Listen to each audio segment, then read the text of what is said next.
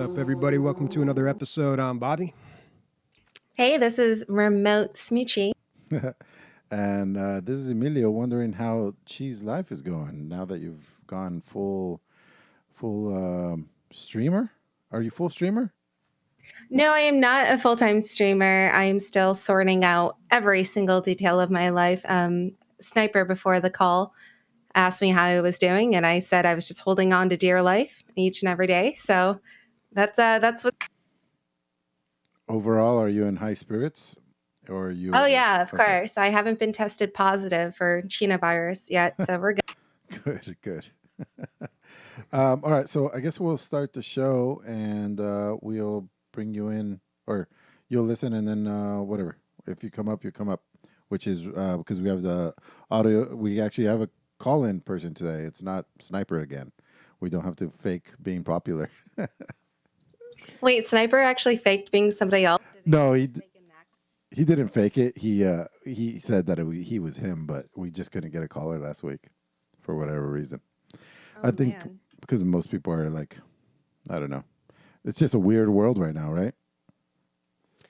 Yep, strange times. But before we do that, let's give a shout out to some new patrons that we got. Rianne, thank you very much. Random Task, been hanging out a lot in the Discord. And Hector, also hanging out in the Discord. Yeah, thanks, guys. So I don't know where this puts us, but we're like probably within like $25 a monthly of Bobby letting me get the VR. And Alex has, Half-Life Alex has the highest scores I think I've ever seen in a video game, or damn near. So yeah, I don't get to have that until we hit that whatever that mark is, like $340 a month or whatever it is. So I think we're like $25 off after these 3 new ones this week. Really appreciate everybody who contributes. Like, it's crazy. I love it. Bobby, Thank you guys. Please let us get the index. I want it so badly. And how come I'm the bad guy in this situation? Because you're the one who said no. Okay. Daddy, well, I'm also the one who handles the finances now too, so that's probably why. Yeah, that's we probably got a why. budget here, folks. Yeah. Hey, Dad, can we get the? And then, like, if you say no, I can't go to Chi and be like, Chi, can we get it? Because Chi doesn't have the money, so it doesn't work. No, I make sure you guys gouge money at all times, Yes. especially with DLG Con and whatnot. Damn, But, Chi, it sounds like you're there's one here. video I can recommend anybody to watch regarding Alex. I think it's called The Adventures of Alex and a Head Crab. It made my year. So if you need something, a pick-me-upper during the COVID times, definitely go check out that video. Is that the one where he does different sports with the head crab, the dead head crab? Not just sports. He's basically making him his best friend. Oh, no. I saw a different one where, like, the guy's playing basketball with the dead head crab, and then he's playing bowling, he's playing baseball. Yeah, there's a lot of head crab videos out there. Yeah. Yeah, good head stuff. crab getting a lot of attention right now. It's true. All right, so let's get to our caller here. Rocket Sheep, are you on the line? Yeah, I'm here. All right, thanks for joining us. Oh, thanks for having me. All right, how Thanks do you for think? hanging around, dude. We had a lot of technical difficulties. But That's all right. I was just shooting the shit with Snipe. Cool. Well, what Sounds else good. do you have to do during COVID quarantine time? That's just it. Yep, not a whole lot going on right now. But let's get to the games here. So we're going to give you some audio clips. Let's start off with some music here, and you're going to tell us what game this is from. I'll give you the option here. Do you want hard, medium, or easy? Oh, man. Start me off with an easy one. Lob me a softie here. Okay. This, okay. I think this one is easy, but you may disagree. Oh, damn it.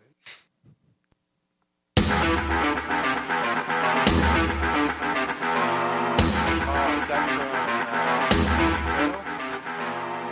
Hold on. Let me pause that because it's super loud in my headset. Oh, I'm sorry. What'd you say? I said Doom Eternal? Ooh, Close. You want to so try again? Close. Oh, Doom? Doom, yes. They did remake that for Doom Eternal, but that is the original Doom one. From 1993. 1993. Ding, ding, ding. Yeah. Right on. So We'll give the it to you. softies- We'll give it to you. That's awesome. Gee, did you know? No. I only did threw. not. I only I'm not know interested through in the the podcast. softies anyways. Let's move on. Ooh. Oh. All right. So for the next sound clip, we're going to play a sound effect from a video game. This one I think is pretty easy too. Let's see if you can get it. And that's it. Oh. That's so small, dude. That's But what come she on. said.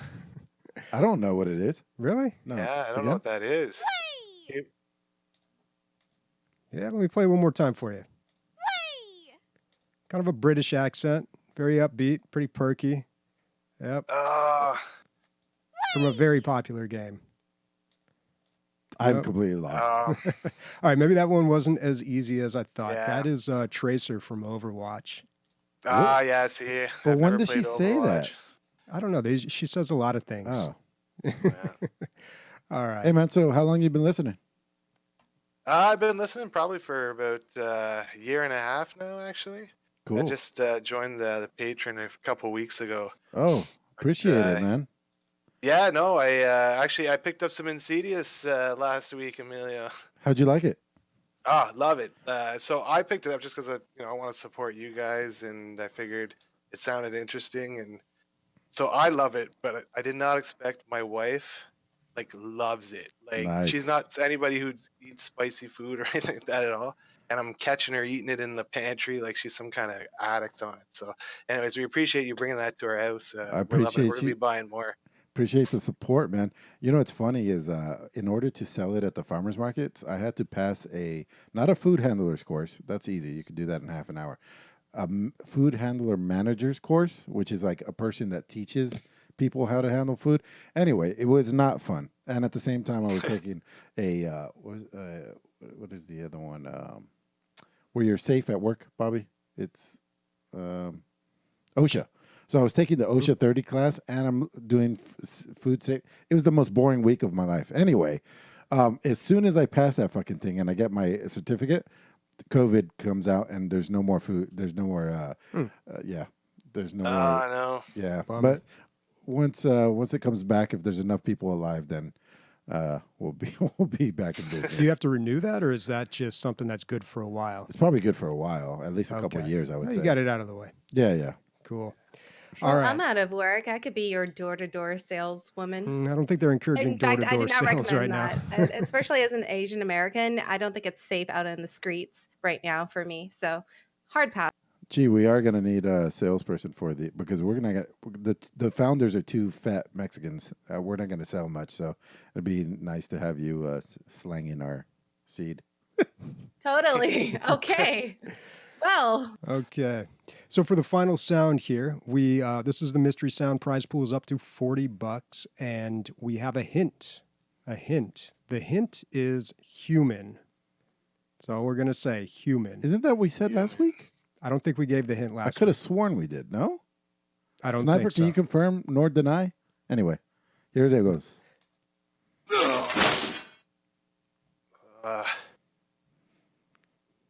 It's a tough one. Yeah. What are some guesses that we've had in the past? Just give him a couple more plays. Okay. Yeah, can you hit it one more time? All right. See, originally I thought that it was from Team Fortress, like the classic, like when you're drowning, when you finally die. But I hear like a blade at the end there. It sounds like, so you're kind of throwing me off now. There's something metallic at the end. Yeah. That's a good observation. It Yeah, does very sound good. like Team Fortress Classic when you Dude, drown. so good. It's dude. like that throwing up sound. Yeah. Yeah. Played a lot of that game back in the day. I'm just gonna take a shot. Is it maybe something from The Witcher, like Geralt dying or something like that? Oh man. No, I'm afraid not. Oh, All right. Good guess, though. Give him a double buzzer because he got the other thing wrong too. Oh, yeah, you did. Yeah. All right, you get two. You buy all our shit, then you get the double buzzer, dude. Sorry, man. yeah, but we should at least give him a discount on Insidious or something. Yeah, with the code DLG, he gets 10% off his order. All right. Well, the prize pool's going up to $50 next week. So if Damn. people are listening, it's getting up there, guys. A lot of money on the line here. And $50. I think we should do like a pretty good clue next week. Otherwise, it's just going to go crazy. Right? A better clue. I don't know. I feel Okay. like some people know what it is. We just need some people to speak up. It's But not like last time where nobody's definitely messaged us. think I know what it is. I like have a really good guesstimation. Text me, Chi, and I'll confirm or deny. Can I win an actual bottle of Insidious if You I do? you don't win shit. But yeah, I'll give you some Insidious. All right, Rocket. Well, thanks for hanging out, man. Thanks for being a contestant, and thank you for listening. Yeah, thanks for all the support and fucking hanging out and being cool, man. Awesome, guys. Thanks for everything that you guys are doing and producing this content. I really appreciate it. Absolutely. Appreciate you. All right, see ya. All right, guys. Later. Later. Okay. All right. So let's talk about some games on the radar, games that have come to our attention this week. We had some really good suggestions in the Discord, and I'll start with one of them here. Help Will Come Tomorrow. This is an adventure survival game, not out yet. Comes out April 21st, 2020, so very soon. No price on this yet. This is a game where you play as a bunch of people on a train. There's an accident on the train. It breaks down in the middle of Siberia, and basically you have all these different people who have to stay alive. They all don't like each other for whatever reason because of their background, their race, whatever. And you have to, I'm assuming that's like a mechanic in the game, but you can't really tell just yet, just from the screenshots and the video. The animation looks beautiful, looks very hand painted with like subtle movements. It looks like, from some of the screenshots, it looks like that you are managing resources, hence the survival version. But it kind of reminds me of maybe like an Agatha Christie novel or something, where you have all these people and the whole them getting along, like the personal element of it is a factor. I really hope that's part of the actual gameplay. Yeah, you would have to assume that that's going to be. Yeah, rather than just trying to keep everybody fed, like Yeah. keep everybody happy and also getting along with each other. But maybe this person has a problem with the other person, and maybe that changes from game to game. I don't know. Gosh, they all look bummed out, man, all the time. I guess you wouldn't be happy, well, right? it's Russia in 1917. So. Yeah. Absolutely. No one smiles in my home country. But no, honestly, with this game, it's kind of cool because it reminds me of, well, I don't know about the actual gameplay itself, but that whole camaraderie around the campfire. In a lot of RPGs, more so the classic ones, they let you, or such as Dragon Age, when there's downtime in the game, you really kind of dive in to get to know who your party members are.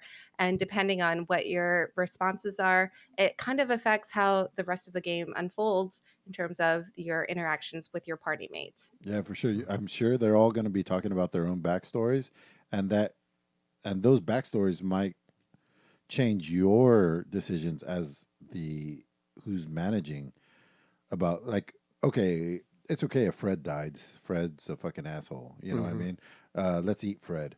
Like, I nominate Fred. So on the screenshot, I can see some status bars here. So there's trust, friendship, and credit for each character there. And it looks like you've also got this hot bar at the bottom where it shows the items that you have, food, bottles, sticks, wood, and things like that. So yeah, a lot of different factors. It also reminds me a little bit of like that Hitchcock movie Lifeboat. You've heard this scenario play out like in hypotheticals, where you have a bunch of people on a lifeboat. Who do you save? That's kind of like what happens in that Hitchcock movie, but not really. Like, it's a bunch of people stranded on a lifeboat, but they don't like each other, and like they find out different things about each other. And It's like Kill the Fuck Mary, but more bleak. I guess I don't know. I don't know if that's quite accurate. Oh, okay. But yeah, Help Will Come Tomorrow. So that comes out in a couple of weeks here. We'll keep an eye on that. No price yet, though. I'm thinking maybe $20. This title is very kind of befitting of the times. The whole Oh, geez. quarantine, Yeah. being stuck with a group of people, trying to survive, like whether it's the Siberia tundra or just each other. Sounds Yeah. like a really good Hateful Eight interpretation. Oh, good call. I love that. I think that movie is super underappreciated. Yeah, and Hateful Eight, I mean, that's kind of what I meant by the Agatha Christie novel. So Hateful Eight is basically, and so many movies have done this, kind of done that play on the Agatha Christie novel, 10 Little Indians, I think it was called, where there's a bunch of people in a room, you don't know who the killer is, but people keep dying, and you have to figure out who it is. And then next up is Gears Tactics. So this is a Gears of War game, but a tactical turn-based style of gameplay. Yeah. The graphics look great. It's $60, which Wow. is a lot. It's coming April 28th, but $60 makes me think this is going to be a AAA turn-based, tactical turn-based game. And even XCOM wasn't $60 when it came out, right? I want to say. No, maybe. I think it was. I don't remember. But so I read like half an article on this. I kind of skimmed through it. But they said, I think it was PC Gamer that got an early copy and they've been playing it. And they said that they didn't reinvent the genre, but they had put in a bunch of new things to make it fresh and feel better in a lot of ways than XCOM. Mm-hmm. The words I kept seeing describing this game was aggressive and faster. And tactical turn-based is thought to be more of slow and methodic. Yeah, like a strategy type game. So I'm really interested to see what they're bringing to the table, what new take they have on this game style to make it a little more fast-paced. I don't know. Could be good. Looks good, man. I'm digging it. The graphics look great. I am not really nostalgic for Gears of War, but I could see this being very popular just because of the franchise it comes from. And I also, like it. Yeah, it looks great. They also mentioned boss fights too. I was just reminded by this video we're watching here, but I love the idea of a boss fight in tactical turn-based. Which you never see. Not very often. You do see it, but not very often. Yeah, and if you do, it's usually a thing that occupies one square. You know what I mean? With higher stats, not like a big giant monster like that. I don't remember seeing one. Did you see one in Mutant Year Zero? No. Well, yeah, they have these giant robots. They do have these huge robots, but actually they go down pretty easy. But Divinity has, they've got some boss fights, and I'm sure XCOM does as well. I can't quite remember, but I'm sure there's some boss fights there. But I feel like we don't see it enough in that type of game. Okay, what do we got next here? The Last Oasis. Man, I had no interest in this, and then after reading the entire article, word for word, I actually went through the whole thing, I'm pretty fucking excited about this. So it's another survival game, right? Crafting survival game. Such as Ark, The Stomping Lands, Yep. Minecraft, perhaps? Yeah, I guess Minecraft, I don't know. Maybe not Minecraft. But like Rust, let's say. But here's a big problem that those games have always had. People build up these big forts, and then when you log off, what do you do with your fort? Like you can't defend it when you're offline. So maybe in Ark you get some dinosaurs, but people are going to work around your defenses. You're going to lose. Sometimes you just lose everything that you've worked for, and it sucks. So the concept behind this game is that the Earth has stopped spinning at its regular rate, and that one day lasts an entire year. So on the hot side, it's too hot, and on the moon side or the dark side, it's too cold, and people can't live there. So there's a thin equator. Maybe it's not an equator, but there's a thin margin where people can actually live, right? And that thing is slowly traveling around the world the entire time you're playing. So you have to keep moving. It forces everybody to be nomadic. And then on top, the way that they are nomadic, well, you can walk if you want, but they make these walking ships. So the ships have feet, and they walk across the sand dunes. And so the world, the topography is always changing, because every day or so, the entire game is an entire new map. So you no longer can you just have a base. Like, why would you build a base? Because it's going to be burnt up by the fire pretty soon. But so these walkers, one person can put one together, and you could start walking across and basically have mobility, right? But if you have a whole clan, you can make a walking fortress, like a giant thing with thousands of feet on it. And anyway, So it's like Pirates on Land, hypothetically? Yeah, exactly it. Gee, that was that's what he brought up in the article a few times, that it feels a lot like Pirates, but then also, in pirate games generally aren't crafting survival games, so it's mixing the two. And these things look crazy, man. People have built things like this. There's a guy that builds these, and they run on wind. You could look them up on YouTube. They're fucking IRL? insane. Yeah, in real life. But that somebody took that concept and just turned it into a game. This looks fucking awesome. It looks really, really good. He said there's things you can't get away from. Like you're gonna be punching trees to get wood, and there's just no way to get around that. But right now I was just watching like arms extend out with chainsaws on the end of them, mowing down tons of trees at the same time. So, if you have a few friends, you can get a whole operation going. So But just people love that. I feel like just on the history of certain games, chopping down wood was the grind on the wood was kind of a glorified thing from Age of Empires to Warcraft to uh, RuneScape yeah, it's to a even trope that Animal Crossing in this day and age now. It's just the zug on the wood. yeah. I don't know. Yeah, it's just like one of those things where it's like chopping trees has some form of like gamer gratification that is very unique. There was just one year when I had enough chopping trees. Like Rust had come out, and a couple of other games. Oh That, yeah, it was like 2015. It was the year of the yeah, crafting and survival. every games. single one has you cutting down trees, and I It's was always just your like, first enough. step. Yeah. Yeah, but this looks great. A lot of lumberjack sims. So this game is $25 right now. It's typically 30, but it's on sale on Steam. Mixed reviews. I wonder what people are complaining about here. Oh, you know it's what? It's all- probably the servers. Yeah, it's the servers because they didn't foresee quarantine. Yeah, so a lot and of people are so playing. yeah, that's basically what it is. Well, there's 2,100 people playing right now. All-time high, or today's peak was 12,800. It's pretty high. That's a huge disparity between 12,000 and so they Yeah. lost 10,000. That's crazy. Yeah. Anyway, the first 3 negative reviews on Steam are all about server issues. So dude, and think about this, dude. Put yourself in a developer's shoes for a little bit.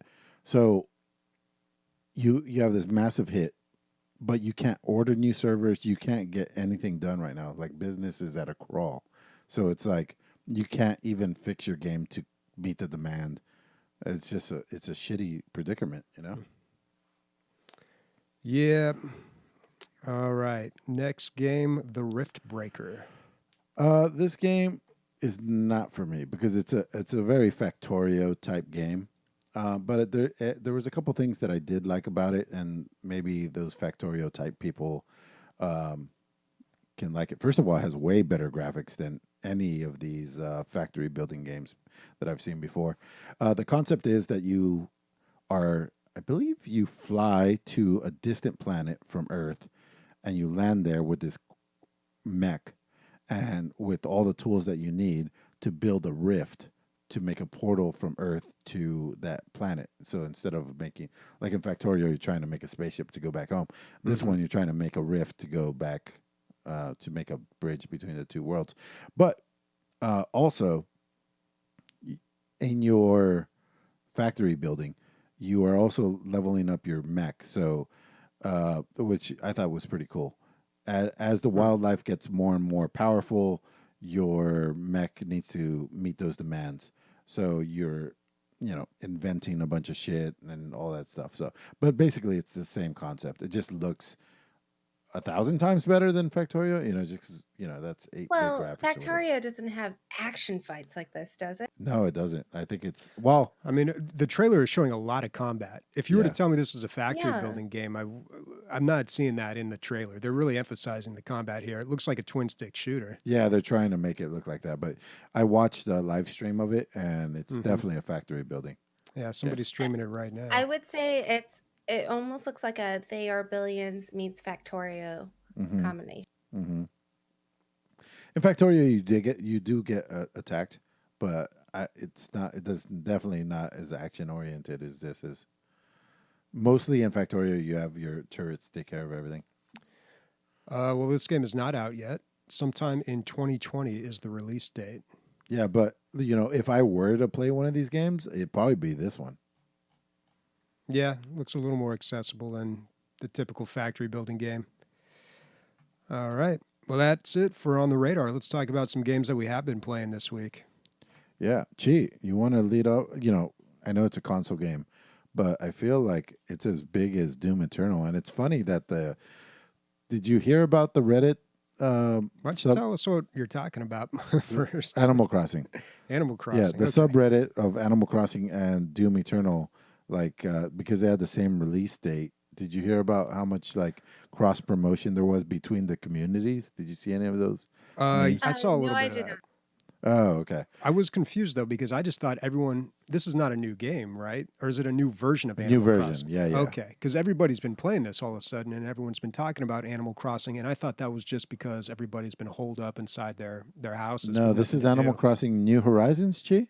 Is that what it's called? Yes. Yeah, okay. So this is the Switch's version of Animal Crossing. I don't recall what the last version of Animal Crossing was, but I do recall the last time I played Animal Crossing, and that was probably on my Nintendo DS. So it's been a very long time since I've played Animal Crossing, and trust me on this one, I have a really funny story about how I even got my hands on a Nintendo Switch because I never owned a Nintendo Switch. I still don't own one. I pried my Nintendo Switch console out of my nephew's hands during this Corona crisis because I am anything but a decent human being. You stole a lollipop from a baby? Is that what you're telling us? basically. But the Switch is so much more valuable because of the quarantine. The Nintendo Switch is so impossible to get your hands on. It's right now being price gouged, such as everything else. I think used it's going for $500, and it's completely sold out. Jeez, And I'm gonna sell mine. what had happened was when I was spending some time with my boyfriend, him and his roommates wanted to play Animal Crossing together. So they just went out and bought Nintendo Switch Lites, which save you about $100, but it's basically the Switch in a handheld version. And I was basically caught in a scenario where I had to basically just observe them play together, but couldn't play myself. So I had to be resourceful because I don't have the money to spend on any Switch device or on food even. But So you stole from your family. my nephew had just moved back to San Diego, and I had negotiated a trade with my nephew. So my nephew has my laptop and my Undying Love, which he had before. But I told him I really wanted to play one game, and he told me, take it. I never play it anyways. Nice. So yeah, I am now playing Animal Crossing in the rare times of quarantine. Oddly enough, I did let my so the island I live on, it's called Quarantine Island, and my nephew had built the island because before I took away a Switch, I was like, here, this is what I wanted to play. I want you to try it out. I want you to see what I'm going to be doing. And I told him, hey, you know what? You should just keep the Switch, play this game. I know you'll enjoy it. But he goes, no, Auntie, I want to watch you stream it. So, that tear. So excited that he let me take his Switch for the time being to play Animal Crossing. Have you streamed it? I streamed it for the first time last night, and I will continue to stream my Animal Crossing escapades. But if you don't know anything about Animal Crossing, it is strictly a Nintendo title. It is a game that it's almost like people want to compare it to Stardew, but I would say it's a very very small crossbreed of The Sims and Stardew because you're on an island and you're virtually more or less the only human on this island. All of the NPCs are animal creatures, and it's cute and it's charming. And when you go on this deserted island, you start from the bottom and you have to build your way up. They hand you a tent and you eventually build a home. You decorate your home. You get to know your neighbors. You get to explore your island and also play online with your friends. So you create your own world. You build up your world. You harvest. It's basically a hunter gatherer. It's basically a gather type of game than anything else. But it is amazing because there are so many very intimate interactions that you have with even something as simple as catching a fish. You get a little quip about something about what you're doing. So it gives you that gratification, that charm that especially amidst the coronavirus, like quarantine and lockdown, it is so charming, so fun, so addicting because all you want to do is make as much bank as possible, build up your home, build up your community, and just it's a grind fest to say the least. So, Chi, would you say the number one thing that this game provides is like the interrelationships with other characters?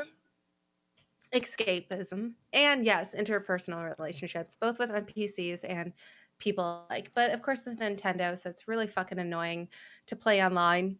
Like really Oh, fucking yeah, you got to annoying. put in the code and Because all that stuff, you right? need like a friend code, and it's like a 50 million digit code, and it's just stupid. But when you do like coordinate it, and honestly, I haven't even played with my friends yet. So next week I'll probably be able to talk about it a little bit more with the online play. Right And now then I'm you only said literally maybe into my second day of Animal Crossing.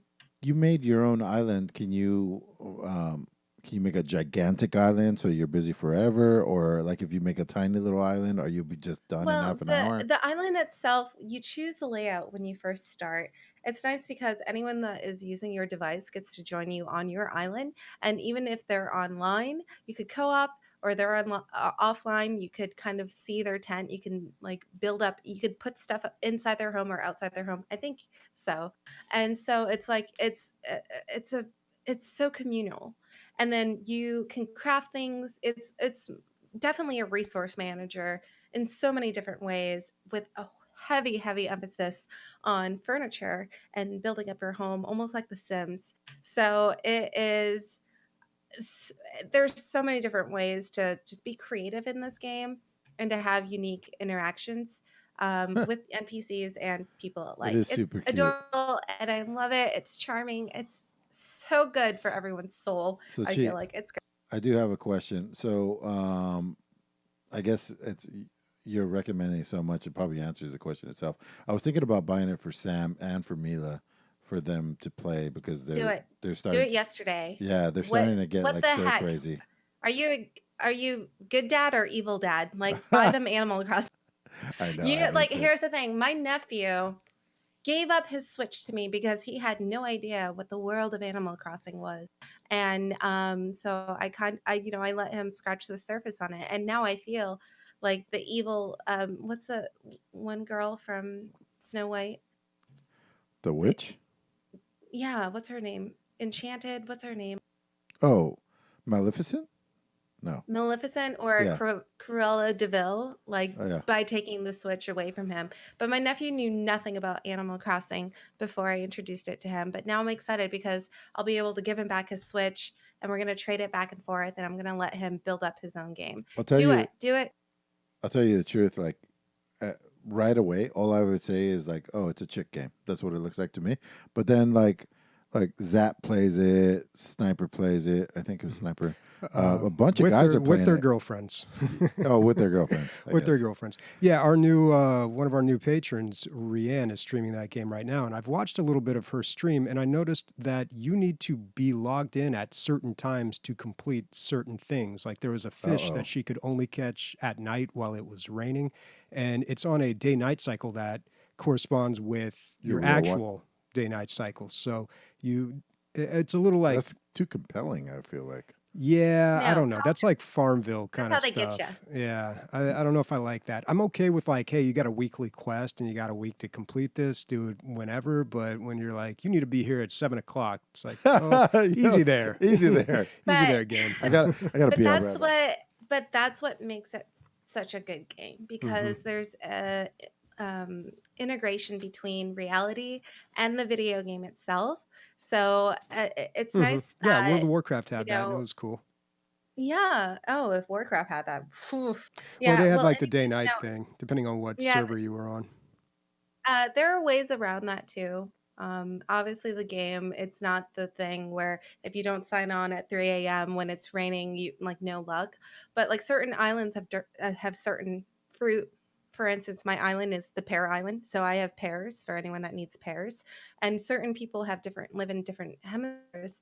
And so my boyfriend, for instance, has the cherries. So, and depending on which island you live on or inhabit, you can go to his island and sell your pears for a higher value. So there's trading involved. So some When I importing and said like, exporting going on. yeah, importing, exporting, it's like a huge, and like the more friends you have, I think the more advantages you have all the same. So I definitely recommend playing Animal Crossing and playing online. I bought a 3-month subscription for $7.99. I have yet to even scratch the Well, surface this with is online subscription gameplay. based. Yes, of course, it's console gaming. Well, I don't know. I don't Shitty know console console gaming. games. Yeah, I know. No. But Xbox Live, PlayStation Plus, console gaming. They always Wow. charge you How for much is this a month? What's the subscription?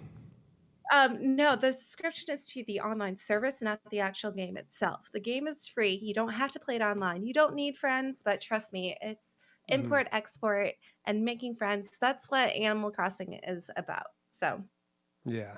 Yeah, it seems like that's the real way to play. and it's adorable. You get to change your clothes. It's just so charming. I don't even know. My boyfriend made me, not me, but he made a character and he called her Asia Kira. Awful, but gave her my hair and my features, and then and then I made him in my game. So it's like eventually we'll meet. Our in-game characters will meet. It's like The Sims Online, baby style, I suppose, or Gangnam style, because it's just so cute. Yeah. Bobby, I think you would love this game because you enjoyed yeah. Stardew. You enjoyed Stardew, so if you enjoy Stardew, if you enjoy The Sims, if you want something easygoing where you're playing a game, you're getting like full gratification from playing a game, but not really stressing yourself, you're just enjoying yourself in this world. Animal Crossing is the way to go. Yeah. Well, if I had a console, maybe. And then for hardware, I actually use the Elgato. You guys sponsored me, so I can tell you about my experience setting later. Oh, nice. Well, I'm glad that's getting some use. All right. So Emilio's not here to talk about Wolcen, Lords of Mayhem. I'm sure he'll be back in a moment. So I will let's talk about Divinity Original Sin 2, because I know, Chi, you've been playing that a little bit. And I started a playthrough with Sniper recently. No way. Yeah, and That's so cool. How's that going? It's going really well, actually. And I know we bring this game up so much, and I didn't want to just rehash like the same stuff we've said before. But I wanted to talk about my experience this time, because this is maybe the 4th time that I've gone through Fort Joy, the first part of Divinity. And this game has so much replay value because it's still so enjoyable. I'm having new experiences. I've never done this, but we completed the Brachus Rex armor set. We found all the pieces and we blessed it to get rid of the curse. Already?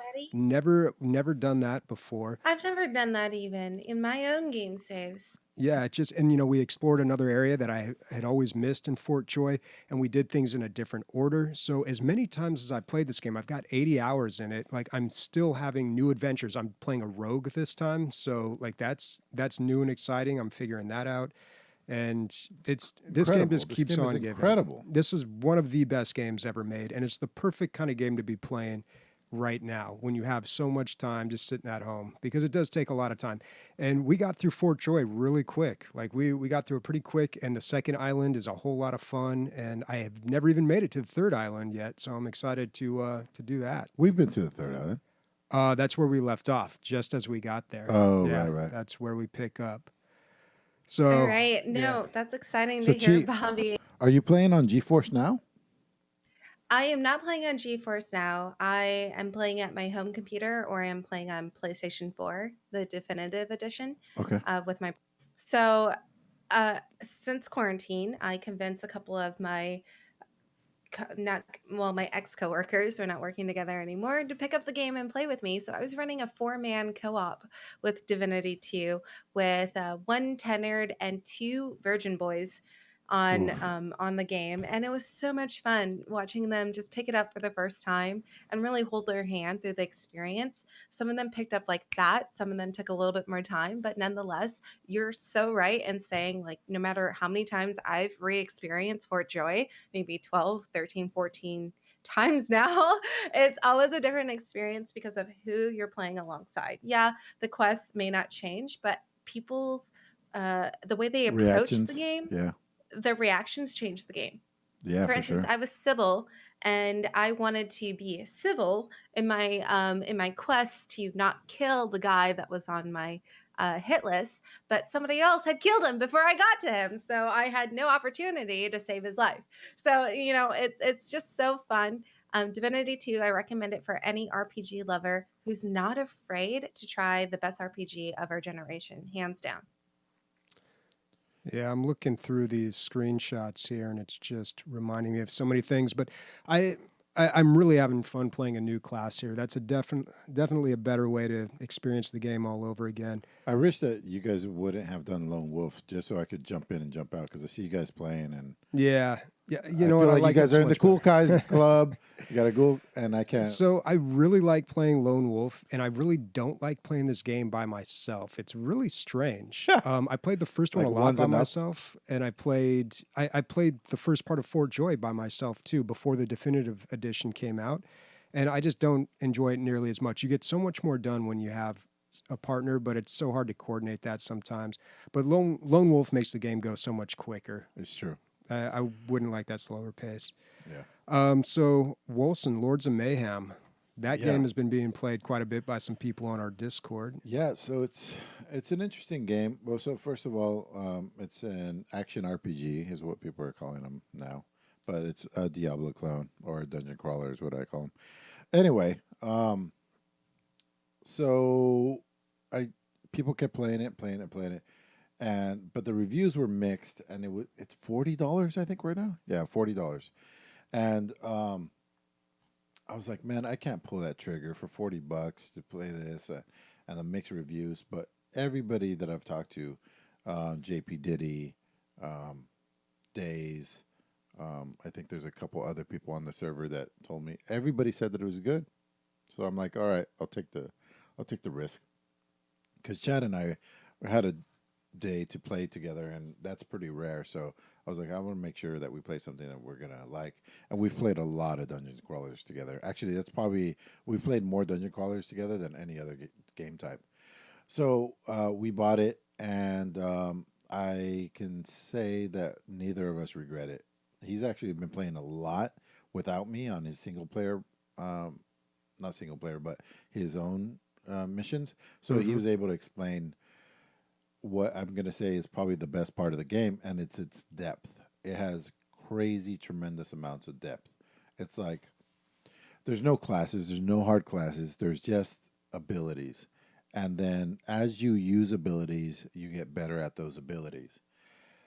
On top of that, there's also 4 different things you can. So there's like toughness, ferocity, agility, and like whatever the magic one is. And so you can go down those ones and you'll be better at those abilities, but it doesn't mean that you can't use. This is going to get way convoluted if I try to explain it all. And it is a little bit heady and a little bit of a learning curve, but not like crazy. It took me maybe half an hour of Chad explaining stuff, and then, I understood the entire thing. So, but that's there's so much tinkering. If you ever played Diablo 3 and you think about how much switching out of the abilities there was and the tinkering with the abilities with the you're modifying the abilities that you like to try to make a really good, and Bobby, credit to Bobby, and this is what these games are all about. The most efficient killing machine you can make, right? Bobby, that's basically what these things come down to. But the amount of tinkering in this one, I think, is unprecedented. And I would say right now that this is the dungeon crawler to beat right now. It does have tons of problems, unfortunately.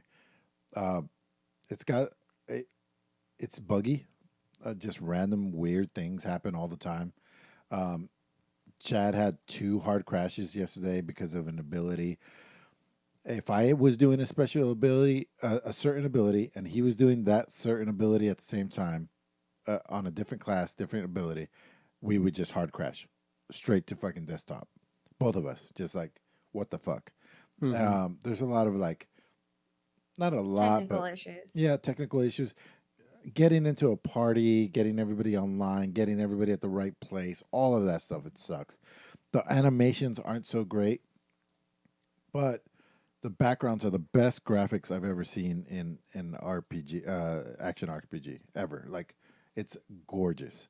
The character models are good, but they're moving around so janky that it doesn't even make sense. Doesn't look good in motion. It doesn't look good in motion, but the still shots, just look at it. It's fucking A gorgeous. lot of games have that problem, and the screenshots will fool you, but then when you see the game in motion, it looks terrible. It's true. So I am running. So I can't tell you what my class is because there are no classes. I can tell you basically what I'm doing. Obviously, like all games, I went Necromancer, and I'm running with an army of minions right now. And it has a charm enemy ability.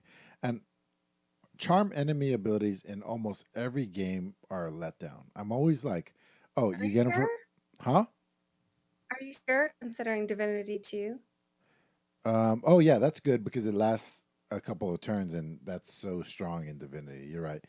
But in this game, you capture one, you keep them forever. It's like Pokemon. It's like you get and it's not just base level bad guys.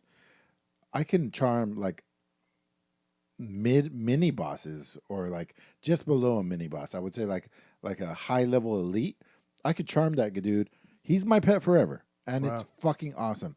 So people over and over and over and over and over, like I kept hearing, the bosses in this game are like Dark Souls-esque. Like, you got to remember patterns. You need to dodge at the right times. You need to, like, he's just murderous. But I had this really high level fucking pet, and he tanked it the whole time, and me and Chad got it done in the first try. I'm not, maybe it's broken ability, whatever, but I'm enjoying myself immensely. Yesterday, I got to play video games for 8 hours. That does not happen. That's more than like the last 3 weeks combined.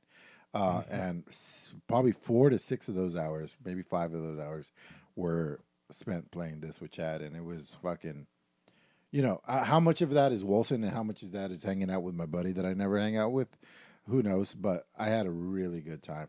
I got drunk without, I got buzzed without getting drunk the entire time. You know, just like a session buzz the entire time. It was great. It was a great day yesterday. You know how hard that is to achieve when you're profound alcoholics such as us? Mm-hmm. Mm-hmm. I find a lot of people can't really gauge that too well when they're sitting down in front of a computer. No, it's true, dude. So I say that, but then when it was time for bed, I got up and, of course, I was like stumbling. I was like, oh, Yeah. shit. I'm drunker than I thought I was. Yeah. All right. So World War Z was free on the Epic Game Store recently, and hopefully everyone had a chance to pick that up. I think it might still be. Yeah. Talked to maybe 4 or 5 people that got it. Yeah, it looks like until April 2nd, 2020. So you got a lot of time to pick this game up, and I highly recommend you do so. I actually got a lot of hours in this game. I played quite a bit. I enjoyed it. So in comparison to Left 4 Dead, of course, that's the natural comparison you're going to draw here is Please don't. World War Z versus Left 4 Dead 2. There's a lot of things that are similar between the two, but the games just feel very different. I think that has to do with the engine. Obviously, it just first of all, it's a different perspective. It's not a first person, it's a third person perspective. You're looking over the shoulder of your character. And when you're playing it, it just, I don't know, you're mowing down zombies just like in Left 4 Dead, but you feel like, I don't know, it just feels differently. And I think that I attribute that to the engine. But also, there's a key difference between the two here, and that is Left 4 Dead 2. So there's a lot of spontaneity in the game. At any time, you could get a zombie horde. Doesn't matter where you are in the map. In this one, however, there's set pieces. They are set up where you build your defenses, and this is where the big horde comes in. This is where all the danger is going to be. So it feels a little more scripted in that sense, and that loses some of the flavor.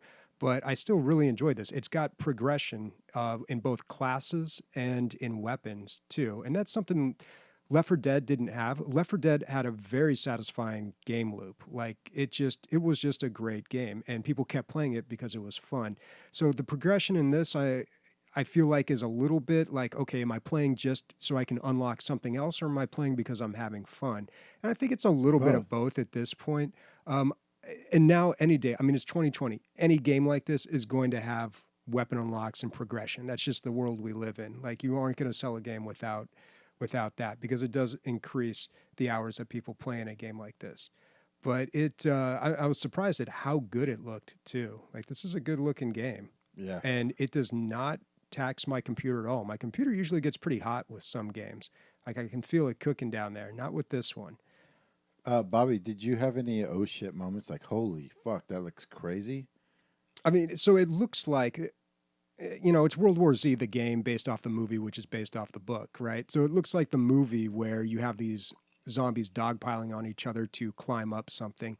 And then, of course, you can throw a grenade in there, use a special weapon to just eradicate a whole bunch of them. And it looks cool, but you kind of get over that pretty quickly. Did you see were you on the gas station level? I think I've played all the levels. That's another thing I really like about this game. It's progression. Like there's a story being told. Yeah, there's a story being told. And so in Left 4 Dead, the first one, you had different, you play the same characters in different areas. The second one took place down south, real nice setting, but still one area. This, you have characters from Tokyo, and you play as them during that part of the story. Then you have characters from Jerusalem, and you play as them during that part of the story. Then in New York, and you play as different characters for that. And you're seeing the zombie apocalypse play out in all different parts of the world, which coincides with the book and the movie. And, it fits the World War Z title a little bit better. But I really enjoyed that, just seeing the different places all over the world. And it gave you a chance for new and interesting maps. And also, Bobby, like, not to discredit, like, you do get zombie swarms. Yeah, but you just do. not super giant ones until the set piece. Yeah, exactly. But you do get, it's just like... You get some of them. Yeah. Yeah, And especially if you fuck up and sound an alarm or something like that, then you're going to get you get action. a little one, but it's not like an actual horde. I wouldn't even... You can die not in the set pieces, though. There is danger. It depends on what difficulty you're playing at. So I didn't get a chance to play any multiplayer, which I loved in Left 4 Dead. So that would be the real comparison for me as far as like replayability. I thought you were playing online this whole time. I was playing co-op. I know. That's what I assumed listening to him. Yeah. I thought this game was just kind of built for co-op play, wasn't it? No, it has co-op and it has PvP. I haven't played PvP. Yeah, I haven't played PvP. I've been playing co-op online with other people, and it is cross-platform. I noticed there's some people from Xbox joining in when I play. Get wrecked. Yeah, they've been doing all right. Yeah. But the difficulty levels, I've been really... A game like this is not going to be fun if you're not setting the correct difficulty level. That's now, everything. yeah, that's a lot of games. It's not everything, but any sort of wave survival game like this... it's everything in this game is what I'm saying. Yeah, in this game, it's super important. So yeah. I've been really trying to keep up with that. And then also they start you off on the gunslinger class, and I really wish I would have just started off with a medic, because now I've got like 12 or 13 levels in gunslinger, and I'm like, I don't even really like this class. So I'm hesitant to start all over with the medic. But I do like the classes. I do like unlocking the guns, getting better guns. Just so much more... so many more facets of this game than Left 4 Dead, but we'll see if it stands the test of time there. I would love to play with some people on Discord. I always said there's nothing wrong with this game. No, it's a great game. It's been a long time. It's been a long time, but my enthusiasm is very low for this game. I guess what I can say or what I can ask is, when I played the game, I felt like the swarms and the hordes or the zombie spells were very underwhelming. Bobby, how do you actually feel about the combat in this game alone, in terms of like killing the enemy? I don't know. I didn't think much about it. Zombies are always kind of the same. There's just a whole bunch of them and you blow them up. I mean, it's not... they do have the special zombies, one that's similar to the Charger. They call it the Bull. They don't have a smoker. They've got a hunter, though. They call him something else. And yeah, you got to watch out for that. But honestly, those guys don't play... maybe I'm not playing on a high enough difficulty to really worry about those so much. There wasn't that whole, like, I have to stay by my teammates and I'm really relying on them. I didn't really get that feeling so much. At this point, as I'm playing through the game on the second difficulty, the 2 skulls, I think it's normal. It's really just kill the zombies as fast as you possibly can. And, if your teammate's pinned, you help them out. But it's not like Left 4 Dead where you have that very specific kind of like knockout system where I've got one down. If you're playing PvP, you try to coordinate your attacks like a football play almost, where you all go at the same time and each person tries to grab a certain character. I'm not getting any of that from this game at this point, but I haven't played the PvP and I haven't started playing on a super hard difficulty yet. Yeah. Yeah, I have it. I downloaded it yesterday, and that's on the Epic Store. It was free. Hopefully, is there still time? Probably. Yeah, You said till right? April 2nd, you can still get this game. Again, for me, there was nothing wrong with this game. I enjoyed this game a lot, but it was hard to get 4 people to play it with us at the time. Maybe now it's free. More people Everybody's will playing. play I it. have had no problem. I immediately, if I play co-op online, immediately get into a game. Right, but with people, Oh, no, on the not server. that. I On meant the like server. people that I know. Yeah. Yeah, Well, it's a $35, $40 game otherwise. yeah. And you don't want to take a risk on something like this. Like it could so easily be bad. But I've said since the beginning, I didn't have any problems with it. But the other thing I played on Epic Games that was free was Predator Hunting Grounds. Well, free for a limited time. Yeah, free just for this weekend. And I think they were testing things out because it feels very early as far as servers. So I could not get into a game that had a full game. Really quick, let me just tell you what it is. So this is an Evolve type game. It's 1v4. So one Predator versus 4 Marines or whatever you want to call them, special ops. The special ops people have a mission to do. And I mean, I kind of really like how this all played out. The special ops that are going in to do missions, the Predator has no idea what they need to do, who they are even, because he can't distinguish between the Marines and the narco people that the Marines are there to kill, or the special op people. So they all just look like red dots when you put on your heat vision. So that's something that the humans have some in favor for them. And the Predator doesn't know what the humans need to do either. So it's not like he can camp an objective. He's super powered compared to them, but his information is limited in visual and physical. All the information is on the other side with the humans, where they can communicate with each other through voice comms. So he's just trying to kill him. That's he's just trying to kill them, and you get XP for killing AI with the Predator, but not as much. You get like maybe 5 as opposed to like 50 for a player, and you have to take out the whole group pretty quickly because every 50 seconds they come back in, they respawn, kind of like Left 4 Dead, where like you find an old teammate. How much this game is an homage to the first movie is incredible. Like the soundtrack comes straight from the movie. The movement of the Predator. At first, I was like, "Oh, these are really like clunky." He's moving really slow for how fast he's moving. And then I thought about the movie, and that's exactly how he moves. Like it was almost like they did motion capture for the movie. This whole game is an homage to the game, to the movie, I feel. The graphics are, not like they're not going to blow your hair back, but they did get the job done. The gunplay as the Marine, I played both sides. The gunplay as the Marines feels really like you're not doing much, man. It really feels like you have a little tiny. It feels like you're shooting an airsoft gun. The gunplay really sucks on their side. Like I said, I never got a full game going with four Marines versus a Predator. But man, because I love the first movie so much, I really enjoyed that part of it. And maybe this is gonna work, but their servers need to get fixed real quick. And Well, it looks like after this that, was a stress test because the game isn't Yeah. even out yet. Yeah. You can pre-purchase it for $40, but the game's not even out. So it seems like one of these things that they do where they put the game out there just to see how the servers handle it, see how things go, and give people a little taste of the game. but again, they probably weren't ready for quarantine. You know what I mean? Yeah.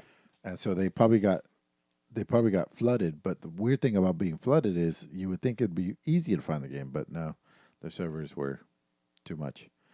I had a good time, but it needs some work for sure. All right. Well, no release date. Oh, wait. Available April 24th, 2020. Okay. Good luck, guys, getting So- that amount of work done in that amount of time. Go ahead, Chief. Is this more like Evolve like or Friday the 13th like? Because when I compared the two, I feel like Evolve was a failure, but Friday the 13th did a lot of. I wish I could tell you because I never played Friday the 13th, but I feel like Is that the name of the title of that game? That's all I can think of. Just Yeah, Jason? Friday the 13th. Yeah. There was another Okay, one I- that was similar to it. Dead by Daylight. Yeah, Dead by Daylight. But the thing is, Okay. there was no hype for those games. They're just, there kind of was like, oh, it's a Friday the 13th game, but But the game mechanics were sound in those games. yeah, I mean, they're Yeah. kind of janky, and there was, I don't know. Evolve was like, this is a AAA game from the guys that made Left 4 Dead 2. This is a huge deal. Like that was that was so hyped. It was like, it was almost doomed to fail just from the hype alone. I think a lot of the problem too was that you were a giant monster, and the topography was different for you as it was for them. It was just like a weird mechanic being giant. Something about that game really didn't work. Yeah, I gotta pee again. Sorry. Okay, so while he's doing that, Chi, why don't you tell us about Faceit CSGO? Oh, yeah. So, because I have a lot more freedom than usual, of course, my go-to game is most definitely Counter-Strike. But with Counter-Strike, I have ranked down to silver, and playing MMR with matchmaking and with silver, it's very challenging. I even convinced my older brother, who hadn't played in years, to play with me, and he's not prime enabled. So every single game that we played in, virtually had a hacker, and he had a sit down real talk with me where he wanted me to give up Counter-Strike Go. It's so toxic. It's one of the oldest games out there, and it's just an overall piece of shit. And of course, I'm disregarding everything that he said to me. So I decided, let me give Faceit a try. If you guys don't know what Faceit is, if you've heard of ESEA, it's an off software or an off party software that supports matchmaking for Counter-Strike. And hopefully, I just want to double check. Is my audio quality okay? I know I'm remote and I'm having some latency issues. Hopefully Yeah, you can hear me you're okay. cutting in and out a little bit. Okay, so sorry for that. Nonetheless, I can definitely say with Faceit, it does. It's a third-party app that does matchmaking for you. When you first play it, you can do the free or the prime, and then the nice thing about it is that it sets you up with really just and it's anti-cheat. You have to have anti-cheat in order to play it. I'm sure there's ways around it, but then the type of people that I had playing with me made a huge difference because everyone, you can't tell whose rank you're playing with. You honestly be playing with a legendary or globally a silver club. I don't think there's any true matchmaking when you first start off. So on top of that, though, it put me in a group where there was just very minimal to none toxicity in my games because people are going outside of the actual core game to play games. And it almost was like an extra filter to play a more game focused game than anything else and without as many hackers. So not many shooters out there provide this service. So I'm glad that with Counter-Strike, CSGO, it gives me the option to play with a more serious group, maybe even a more tenured group than just the overall mass. So, so I'm on Faceit. I will be playing about 50-50. Just either MM games or Faceit games, just depending on my mood. Because matchmaking has been pretty toxic for me lately, especially since I've downranked to silver. Not Mhm. playing as much, but I do aim to get better at the game, so I'll be playing Faceit more. So my goal now is to focus more on Faceit games than MM. Yeah, it sounds like a great service, and they offer it for CSGO, PUBG, Dota 2. Looks like even Smite, Battalion. TF2, Magic Arena, quite a few things. Hearthstone, What? NHL 2020. How are they making money, G? Do you know? They are making money through their mirror service. So there's the free account, and then there's also their premier account. Oh, gotcha. So Okay. I do love Faceit so far to play ESEA, but I am now on. Gee, we're kind of losing you right now. Your connection's getting a little worse. So, let me talk about Borderlands: Love, Guns, and Tentacles. So this is the newest DLC. I skipped the last one. It didn't seem. I don't know. It was Moxie's heist. I don't know. I just didn't see it. But and this, right as soon as I saw the title and the cover art and all that stuff, it looked great. So it has a lot to do with Lovecraftian, Eldritch, the entire thing. That's what it's based on. There's two characters. The guy who owns Jacob's Firearms, you'll know him if you play any Borderlands game. Jacob's Arms are one of the 4 original ones that you use. They have the more old school style game, revolvers, stuff like that, guns. So the owner of that company and, oh man, I forget his name, Helmlock or Ridgelock something. The big game hunter from one of the games. Yeah, I too. think it was Hemlock. Yeah, something like Hammerlock. that. Hammerlock. He goes out and he, he's the one who puts you on the quest for going to get like rare stuff all the time. Anyway, they fell in love and it's a gay marriage and they want to have it at some crazy fucking planet, of course, and you have to go there and make sure that everything's okay for their wedding. And of course you get there and there's fucking cultists and there's a giant tentacle monster in the air, like just frozen in space. That's a good capture of what the entire game looked like, Bobby. Like there's an eclipse, there's a permanent eclipse. Yeah, a lot of teal. Yeah, I saw some like purple neon and other stuff. A lot of purple. Exactly what you were saying. Tentacles. All the bad guys have tentacles. They have pustules. It's not really supposed to be gross so much as just like creepily and occult. And it really pulls it off. I'm very happy that I spent the $15. That's saying that I really liked Borderlands 3. There's a lot of people that you could take it or leave it with Borderlands 3. I was a big fan, and I really liked this DLC. Even before I started playing the DLC, I was playing with John, JP Diddy, and I was like, oh, before you play this, let's finish the game. That's another 2 or 3 hours that I played yesterday. And I was trying to get the game beat for him, helping him out. And I just noticed that the loot rate is like through the roof. I mean, we were getting legendaries, like if not every fight, like every other big fight. So it's just legendaries is dropping. And when you kill a boss, 2, 3, 4 legendaries. So it feels a lot more rewarding. And just the game overall feels a lot better. They took away the Guardian token system that you get at the end because the level cap is increased. So I like everything about the game now. And then the last thing I'll say about this is the comedy. Holy shit, man. I was laughing throughout the entire...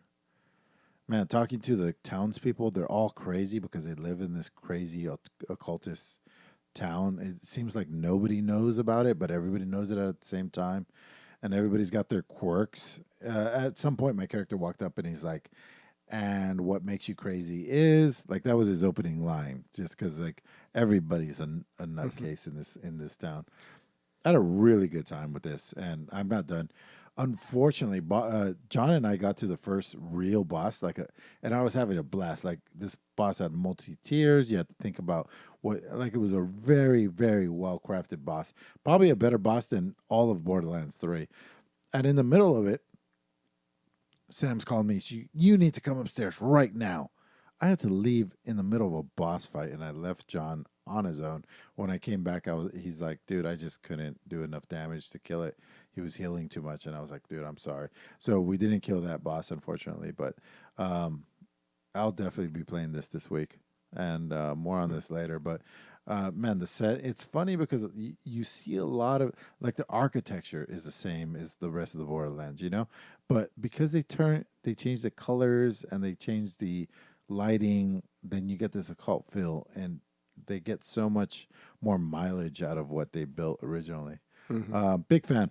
It's rated somewhere like a 75, but just like Borderlands, for me, it's higher up just because it's Borderlands. Yeah, and it is $15 for this expansion. Yeah, big downside for this, and I was talking to John about this when we were playing. When you're playing co-op in Borderlands, it's almost like you're each playing a single-player game. Like, there is no cohesion. That's always the issue I had with Borderlands. Yeah. The only thing you do is pick up your friend when they go down. But my pet picks me up, so I don't need that. And then he has some perk that does the same thing. So it's almost like we're just casually playing a single player together, and we can talk about things. Like, he'll find chests from, like, gun chests with rare drops every once in a while, and we'll share information that way. But largely, the multiplayer is just kind of hanging out, which is fine, too. Like, it doesn't all have to be team building, you know what I mean? But it's just not as good as something like Divinity, where 100%. Yeah, you're always communicating, and there's always things going on. So this is now on Steam as well. Borderlands 3 is available on Steam. They had that 6-month, 8-month lock where it was only on Epic Games. Yep. But you can get the DLC and the game on Steam now. I wonder why this has mixed reviews, man. That is crazy. Yeah, I don't know. Let's see. It's at like 27%. Extremely short. Oh. So they really need more content. Yeah, it looks like people are complaining about the length. So the last game that I want to talk about here is Star Wars Knights of the Old Republic. Now, if you follow me on Twitter, and you should, posting a lot these days, nothing better to do, you know that I spent well over an hour modding this game, very specifically. Okay, so if you go, did I talk about this last week? You talked roughly about it. You didn't get right. Because I've been talking about it a lot lately, but I can't remember if it was on the last episode.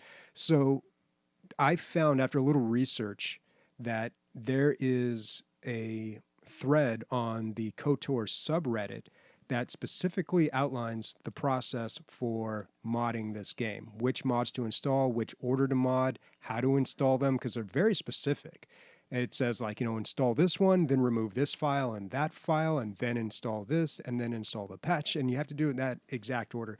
And there's a lot of mods. It took me over an hour to do all this. And the end result is, do you have, at the very least, do you get better graphics?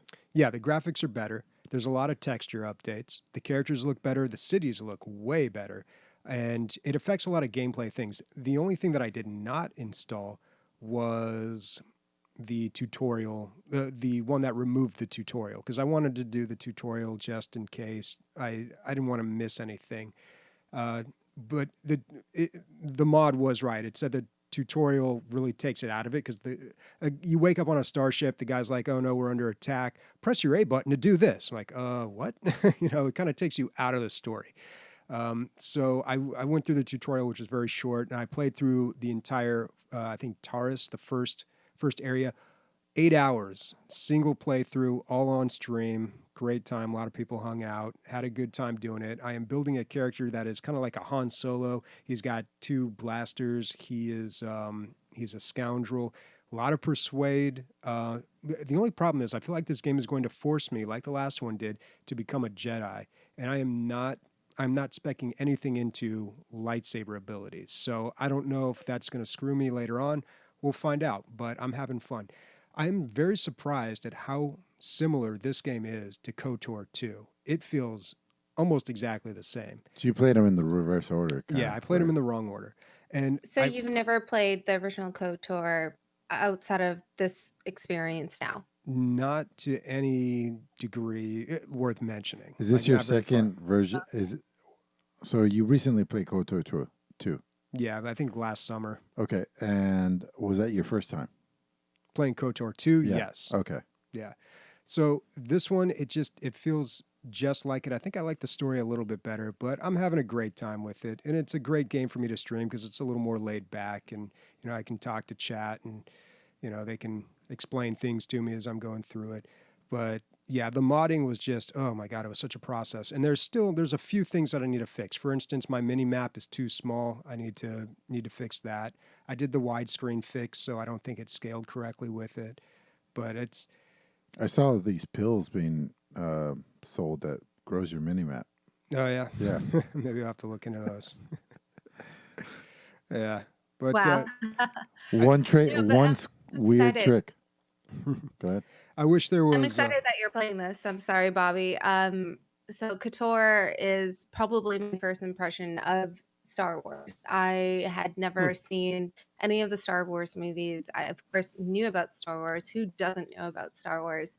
But I had never embraced anything Star Wars before this game. And when I played this game, it opened my eyes to a whole different level of PC RPGs because of the character and the conversational interactions, the way you would spec, and then the whole consequential element to it.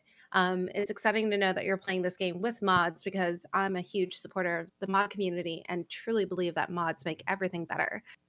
So, like, it's like, and I haven't played too much of KOTOR 2, even though I did dabble, but like the original KOTOR is what actually made me appreciate Star Wars in itself. Nice. That's Right. crazy because that's not usually how most people do it. Obviously, people are fan of the films and then get into the games. Yeah. But you there's so did it much the other Star way Wars around. stuff out there. I don't know. It might work both ways because, No way, dude.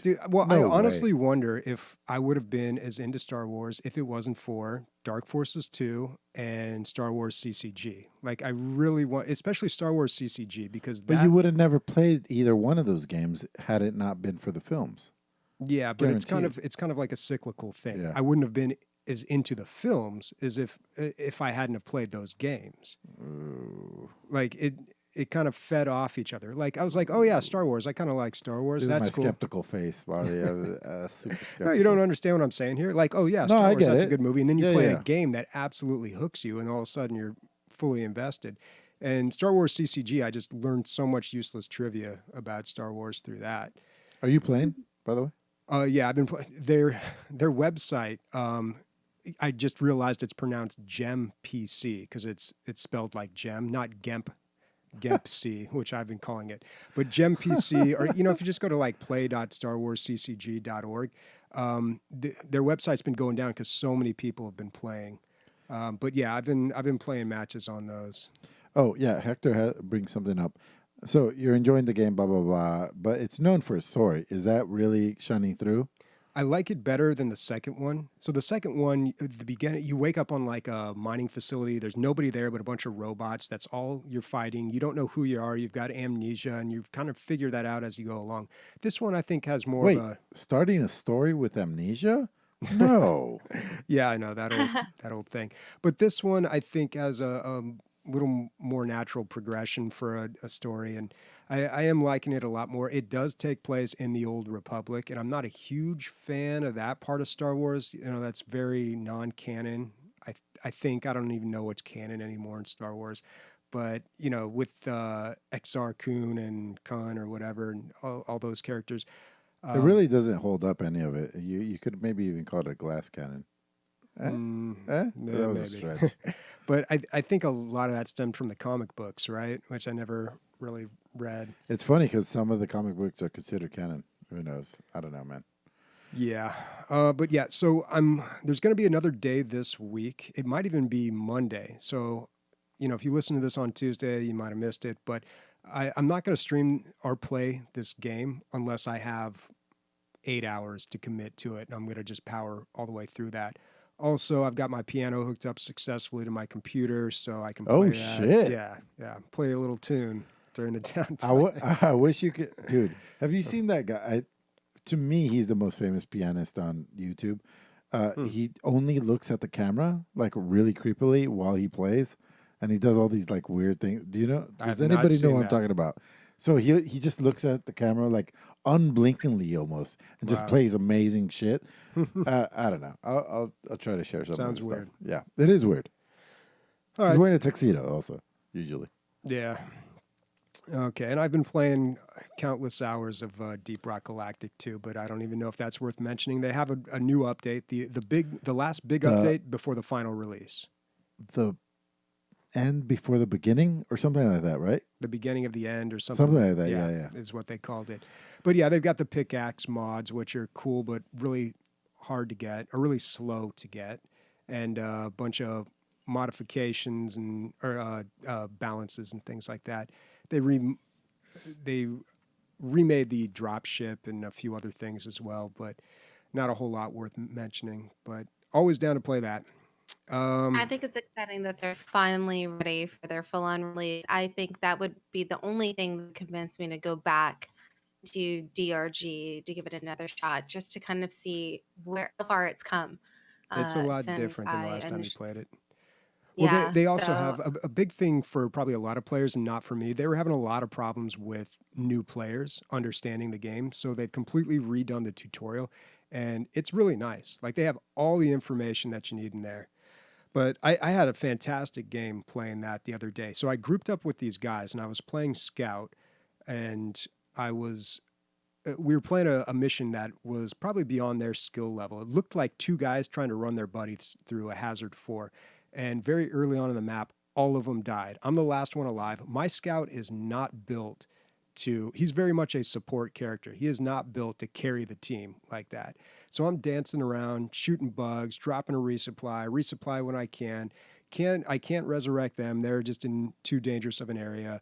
I do this for a long time, and then I finally get the resurrect off on one of them, and we get the whole team back up, and then we go on to beat the mission. And that was my last game of the night. Now, after that, like, they're queuing up for another one. I'm like, Were they vocal about like how crazy that was?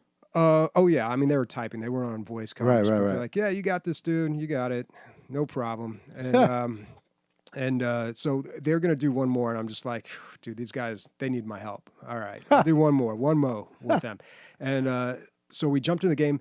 Exact same thing happens again. Like 2 minutes into the mission, everybody's dead. Now that I'm said, dead. you enjoy these kind of games. Oh yeah, those are my favorite games. Yeah. Those are my favorite games. So this is why send your weak, send your poor. You don't know how to play. this is Sign up why with Bobby. This is why in my interview with Soren, I said you got to have the upvote button like they do in Overwatch, where at the end when all the dwarves walk out and you see everyone's stats, you got to be able to upvote somebody, because I definitely earned it those two games, man. How'd you feel like I felt like that has definitely come up at the meetings, the way it sounded. Yeah. I feel like, how could it not? Yeah, how Because could it not? But the end screen where the dwarves walk out, that's still kind of new. Like, that's not even a year old at this Right. point. So I don't know. Maybe that seems like such a small thing, but If that happens, Bobby, I'm taking cannot. credit. No, you cannot. I was about to I'm taking 100% I credit. love how you cried. That was me. Before I could. You claimed it before I could say you could not claim it. Yeah, but I don't know. My favorite class in DRG, I don't really have one, but Oh, come on. It's the Scout.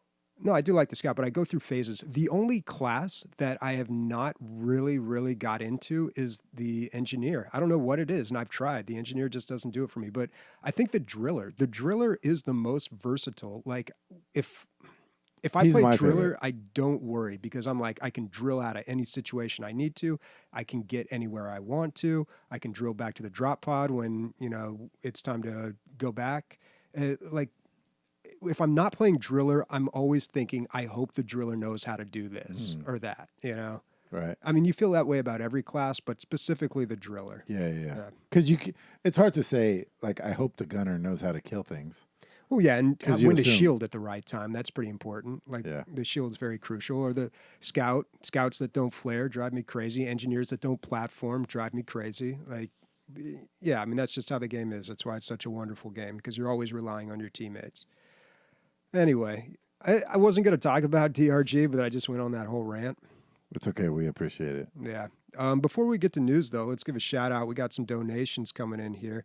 Got Oh, shit. recycled with the 200 bits. Thank you very much. Another red rum with the 1500 Boom. and subscription Awesome. from Thank you. Cricket Soldier. Let's go. Yep. All That's right. awesome. Thank you, guys. Definitely appreciate that, especially during these unprecedented times. Is that all Sure. going towards DLG Con 2020? Yeah, we hope. We hope. Yes. All right. First bit of news here is Blizzard polls World of Warcraft. Polls. Blizzard polls World of Warcraft Classic players on possible the Burning Crusade Classic. So they sent out a questionnaire to a lot of players of WoW Classic. And the first two questions was, are you interested in a classic version of the Burning Crusade? And the second question was, if you are, how would you like to do that? Would you like your character from WoW Classic to just be able to promote or to move to a different server? Or would you just like to have a separate server where you start at 58 and you level up to 70? Or Weird. What was the cap Why on Burning wouldn't Crusade? you want your own character? Because then you'd have people that are just like, I want to play WoW Classic just by itself. I don't want Burning Crusade. I just want WoW Classic. Right. Oh, I see. So what then you're if you had a saying. separate server, you could say, okay, you know what? I leveled my WoW Classic guy up to 60. I want this guy to go into Burning Crusade. So Right. then I'll transfer him over to the server. Or I don't Right. want to have to level up a WoW Never Classic even thought about character. that. I just want to start WoW Classic or Burning Crusade with a level 58 character. So guys, I was doing show notes. I drank probably a 64-ounce thing of iced tea. Probably not really a good thing to do before you do the podcast, but that's why I've been peeing so much and I'm getting Nancy again. That's my disclaimer. So Chi, you're the only one that's played WoW Classic here. Are you interested in the Burning Crusade Classic? Based on how I embrace Classic, I would say no. But instinctively, yes, because Burning Crusade was the most treasured expansion because that's the furthest I got with WoW. And I would love to play it and to kind of understand why WoW captured me as hard as it did.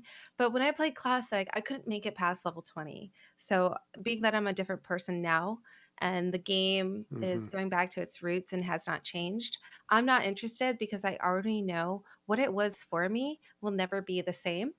So, I'm ready to let it go. But if I were one of those pollists that made the choice for should the classic character transfer or should we just start at 58 6 to boost to 70, I would say start at 60 and start into Well, at in the portal game you and could into a go new character. to Outlands at 58. I think that's when you were allowed 58, in okay. there. Yeah, so That's I probably why would they're say doing that. Outlands and Beyond is when I would enjoy the Burning Crusades because it like 58 to 70 was an entire grind in itself that felt like Classic Reborn. So that's what I was would be more interested. Yeah. I mean, for me, this is when I was heavy into WoW, it was during Burning Crusade. This to me is WoW.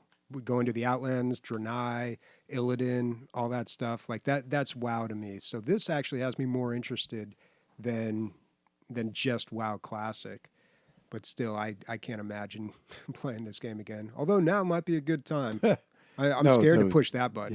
Yeah, don't do that. Yikes. Yeah, that too. I just don't want to commit anymore. Yeah. All right. Next bit of news here. Ryan Reynolds is in talks to star in a live-action Dragon's Lair movie on Netflix. Am I confused in that the only Dragon's Lair thing we have is that cartoon video game that was in the arcade? Well, that was Dragon's Lair. Yeah. Okay. Is there anything else? They remade it. It's on Steam, so you can play it there. Right.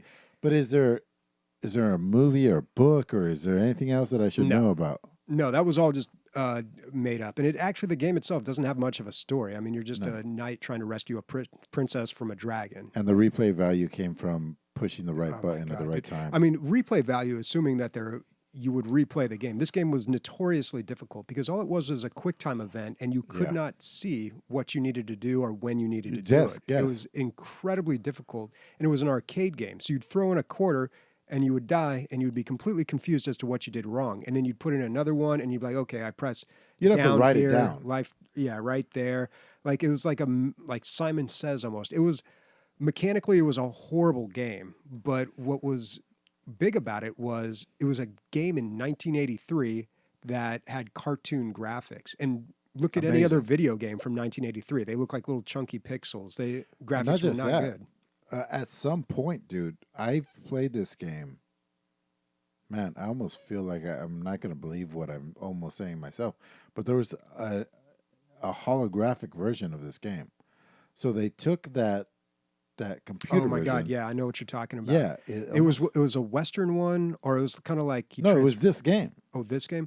No, there was a holographic game. They had it in the arcade, and it was just like the same mechanics where you had to press certain buttons at certain times to progress through the stories.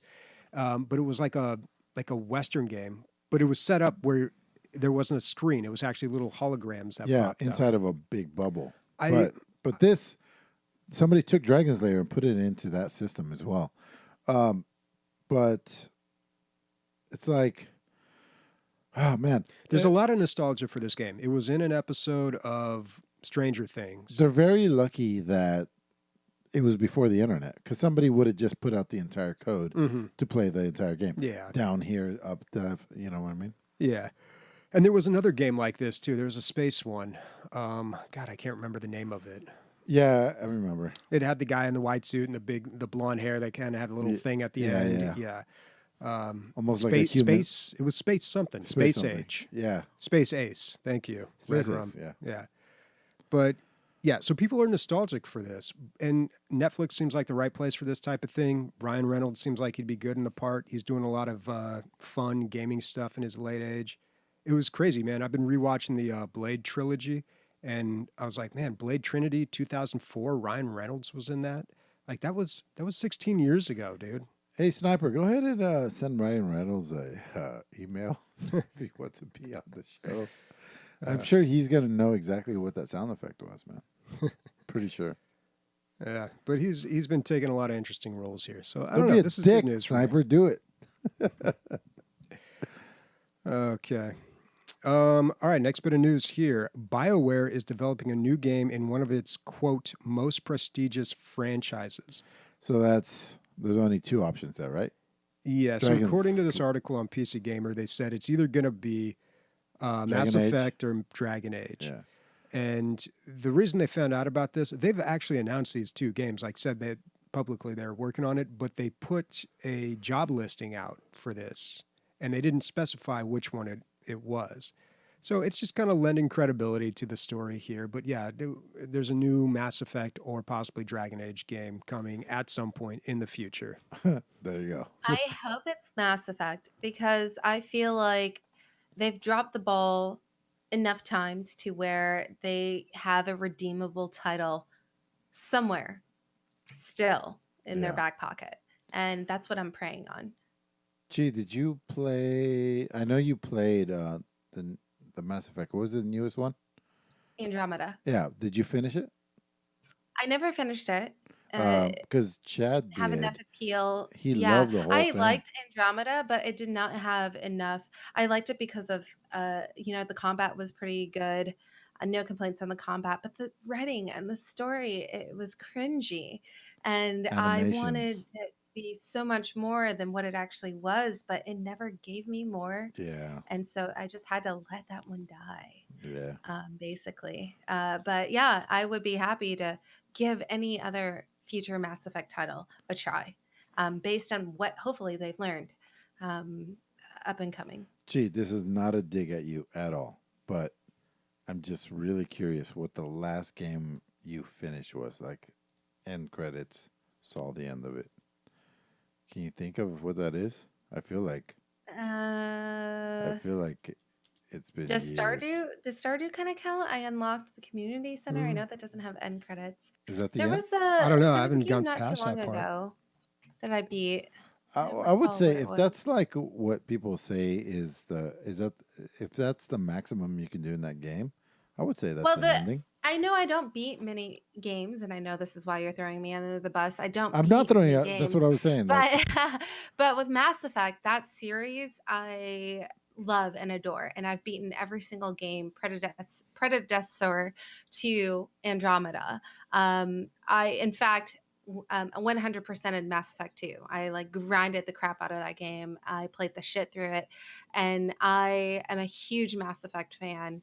But Andromeda really let me, I wouldn't say it let me down, but it didn't necessarily live up to, like, Mass Effect yeah, 3 let me down. a giant shoes to fill.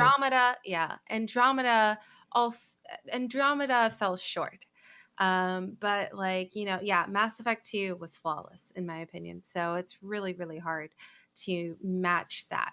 I feel like there's just no Match its story left to capacity. tell in Mass Effect. Like the first three, I thought were so good, and they had that whole overarching story of the end of the world, the end of the world galaxy. of existence. Yeah, everybody just, the Reapers coming in and taking out everybody. Like, how do you? It's like, I don't know. Another Mass Effect game or trilogy sounds like trying to make another Star Wars I trilogy. disagree though, because trilogy. Okay, how do you top the end of the world? Because The end of the galaxy. Because Star Wars, the main through line is Mm-hmm. this giant stuff going on, but the best stories are always the offshoots, right? That are Mhm. going on, especially lately. So you're thinking of a smaller story just in the world, doesn't Yeah, in have the that. world, yeah. Okay, yeah, maybe. Which I don't know. Was it Yeah. Andromeda trying to do that? I didn't play that game. Honestly, here's how I feel. If they swing either Mass Effect or Dragon Age, I would be happy either way as long as they're taking in the lessons learned. Because Dragon Age 1 I beat, loved, and I played every single game following that and was so just turned off or just Mhm. deterred from like what they were trying to change or make better, but Well, made wasn't the story significantly with Was worse. it the last Andromeda? one? What's that? Dragon Age. What was that last one? 2, 3 No, it had a name. It was like Dragon. Origins? No, I don't whatever know. it I was. didn't play any of the Dragon Age Whatever it games. was, it got Game of the Year on Xbox, Mhm. and I was just like, I hate it. It was Inquisition. Thank you. Inquisition. Yeah. Mm-hmm. I just couldn't get. I didn't understand what people were enjoying about Yeah, I it. tried to play it. I couldn't get into it. Yeah. But the last Mass Effect game, Andromeda, wasn't the story there that they pulled out a bunch of people who were working on the game late in the production because they wanted them to work on something else, maybe even what was Anthem? that? Yeah, Anthem. Like there's a reason that Andromeda was so bad. Like they pulled a lot of people from that during development, like a lot of resources, a lot of staff. There were articles about it. So I don't know. It seems, I guess you could learn from that, but I don't know. It just seems like you got to follow through on a game like that. All right. Last bit of news here. Someone built the entire Earth in Minecraft to scale. Yeah, he No didn't. way. He didn't go block by block, nor did he get a bunch of people to help him with this. Although I'm sure it took more than a couple of people. He used some mods, a bunch of mods together. He used a mod that takes topography. That's my third time saying topography from Google Maps. The problem is like the mod can't distinguish between buildings and let's say whatever, a mountain or a hill. So in his version, the pyramids of Giza are just like made out of mud. Now he started this thing called buildings of something or other. So he's hoping that people will come in and build the actual buildings from their towns or whatever it is that they know and have specialty in. So all of the world is in there as far as like the shape of things, but what things are made of is not intact. And also the other problem with this is like little to no computers can actually run this. Like if you there's just so many things to process. It's so hard to just like go onto a mountaintop and look at the world. It just doesn't happen. So it has to be limited to how many of these cubes you can put in or whatever it is. And so, but I thought it was cool that somebody took this undertaking. It's an interesting idea. It is an interesting idea. That is awesome. You could go buy your house and game. Yeah. Everyone come check out Amelia's giant fancy muddy block on the cul-de-sac. That's so cool. I think that's amazing. That is pretty cool. The 1-to-1 scale, you're kidding me. What? That is so crazy. insane. It's just a I think big that's undertaking. I mean, what about time to travel though? Is it more or less the same? No. I saw that you can go into console and type in what's it called, coordinates, and you'll just teleport there. So you can just go anywhere in the world and check it out. Wow. Yeah. So someone could teleport to your neighborhood and knock your house down. It's like Google And- Maps, but not as good. Yes. It's an 8-bit version of Google Maps, 16-bit version Yep. of Google Maps. All Super right. interesting. Time for listener questions. It is. Okay, we got a couple here. First two are from Warconius. So he asks, what's the bleakest post-apocalyptic movie and game? I agree with you that The Road is pretty fucking bad, dude. Also, one of the Resident Evils was like really bad. Like the entire world was just covered in zombies. I don't know. Huh. I don't really like those movies. I think it was called like Apocalypse or Armageddon or something like that. It was just like, it's really, really, really bad. And then game, the bleakest game.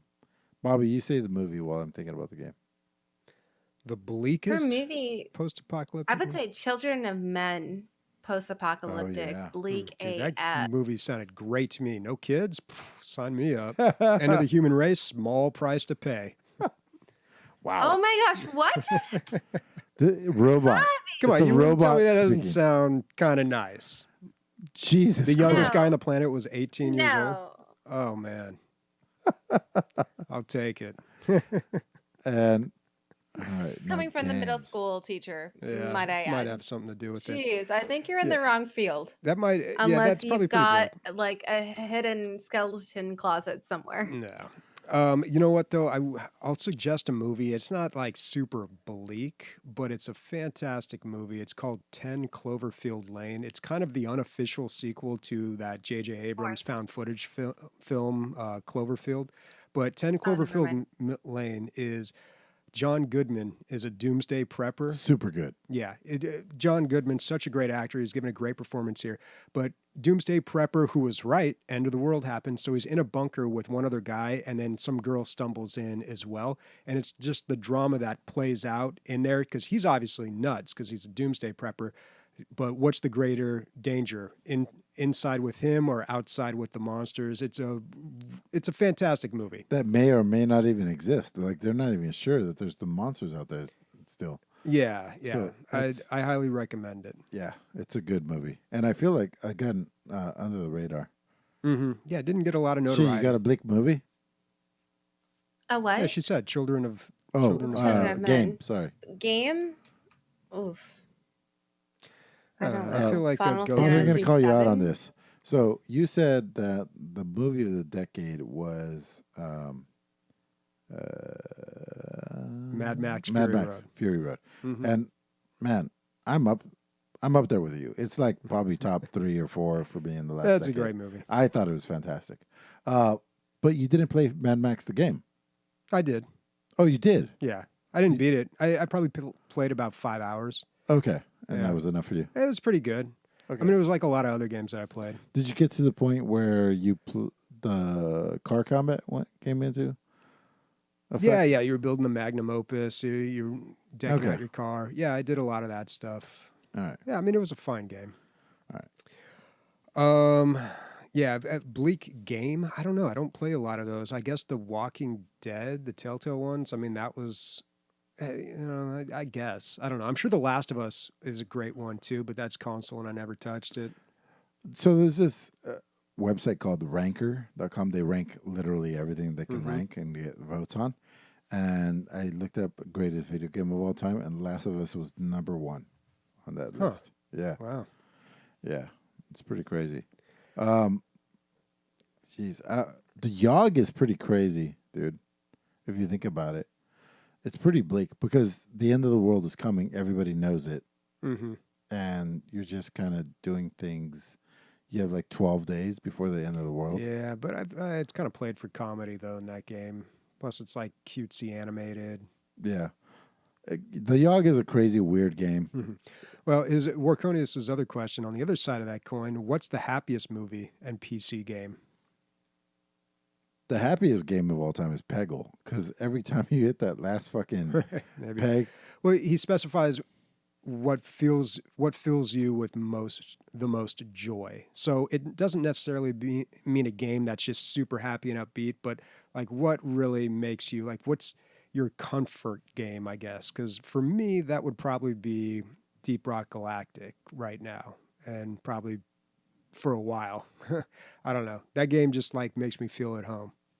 And then for movie, I don't know, probably Step Brothers, anything with Will Ferrell. almost anything, right? Because Sherlock Holmes was supposed to be terrible. Yeah, that wasn't that great. Yeah. But still, I mean, his movies, And he recommended Elf, actually, which is another, Elf, yeah, Elf is a fantastic movie. Holds up so well. It's like a Christmas tree. It's amazing to think that I would movie is from definitely say 2003. for my comfort movie and movies that just make me all around feel better by the time I finish it is The Princess Bride. That is my go-to.